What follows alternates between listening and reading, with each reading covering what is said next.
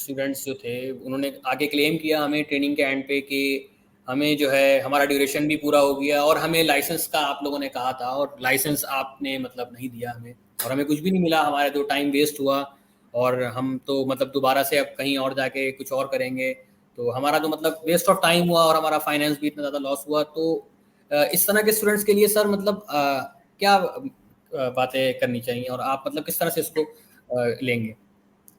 دیکھیں میں آپ کو ایک چیز اس میں کلیئر کر دوں کہ جیسا بھی ہم نے ذکر کیا یہ ایک کنٹینیو پروسیس ہے.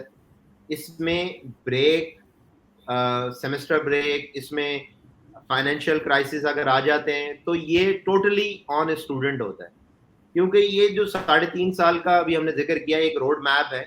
اس میں اگر آپ جو ہے چھٹی کر لیتے ہیں کسی وجہ سے پاکستان سے باہر چلے جاتے ہیں یا کسی وجہ سے آپ کو بریک لینا پڑتا ہے تو آپ کا جو پروسیس ہے وہ اسٹاپ ہو گیا, کیونکہ to acquire cat a licence student اور training needs to have 3 years of maintenance experience. اگر وہ 3 سال کا پریکٹیکل ایکسپیرئنس نہیں حاصل کرے گا تو at the end of the day اس کو لائسنس نہیں مل سکتا.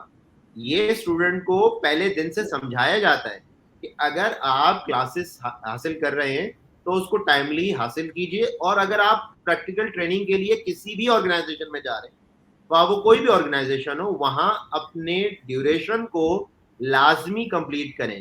جو بھی ایشوز ہیں related to log book signing whatever, وہ ہمارا کام ہے اس کو سارٹ آؤٹ کرنا. اسٹوڈنٹ کے اینڈ پر یہ چیزیں نہیں ہونی چاہیے کہ ہمیں کام کرنے فل فلیش کام کرنے کی اجازت نہیں دی جا رہی, ہمیں تھوڑا تھوڑا کام سکھایا جا رہا ہے, یا ہم سے جہاز کو بار بار جو ہے صاف کرنے کے لیے کہا جا رہا ہے. یہ پارٹ آف ڈیوٹی ہے اور اسٹارٹ میں اسٹوڈنٹ کو انہی فیزز سے گزرنا پڑتا ہے, اب جا کے وہ ایک پالش انجینئر بنتا ہے. یہ ایک مینٹیننس ایکسپیرئنس ہے, یہ ایک ڈیزائننگ انجینئرنگ نہیں ہے کہ آپ اسٹارٹ کریں اپنا کیریئر اور سیکنڈ سیمسٹر تھرڈ سیمسٹر سے پروجیکٹ ڈیزائننگ پہ چلے جائیں.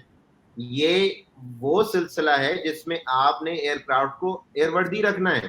ایسا نہیں ہے کہ آپ ایک اسٹوڈنٹ ہیں اور آپ کو ایک ایئر وردی ایئر کرافٹ دے دیا جائے اور آپ اس کو ایسی اسٹیج پر لے جائیں, کیونکہ آپ کے پاس ایکسپیرینس اسی وقت آئے گا نا جب آپ کسی کی رہنمائی میں وہ کام سیکھیں گے یا کریں گے. With the passage of time definitely وہ جو آپ کا سپروائزر ہے یا ادارے کا جو مینٹیننس مینیجر ہے وہ آپ کو خود اس قابل سمجھے گا تو وہ آپ کو ڈیفینیٹ ٹاسک آپ سے پرفارم کروائے گا. At the end of the day پھر کنٹینیو پروسیس کو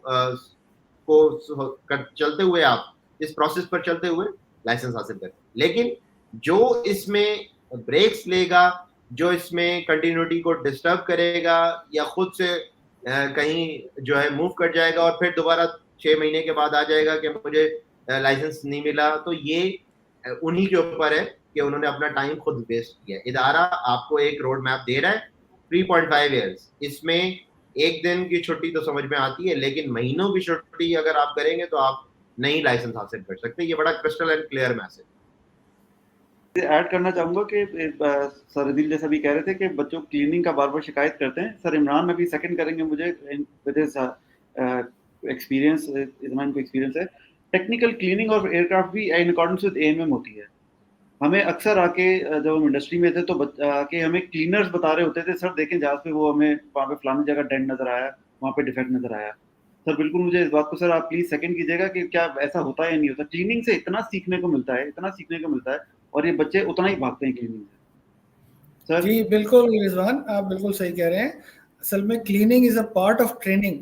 میں اگر اپنا ذکر کروں تو میں نے جہاں سے ڈپلوما کیا ہے تو ہمارا جو اسٹارٹ آف کریئر ہے وہ کلیننگ ہی سے اسٹارٹ ہوا ہے. We had to clean the floor, we had to clean our devices, we had to clean our tools.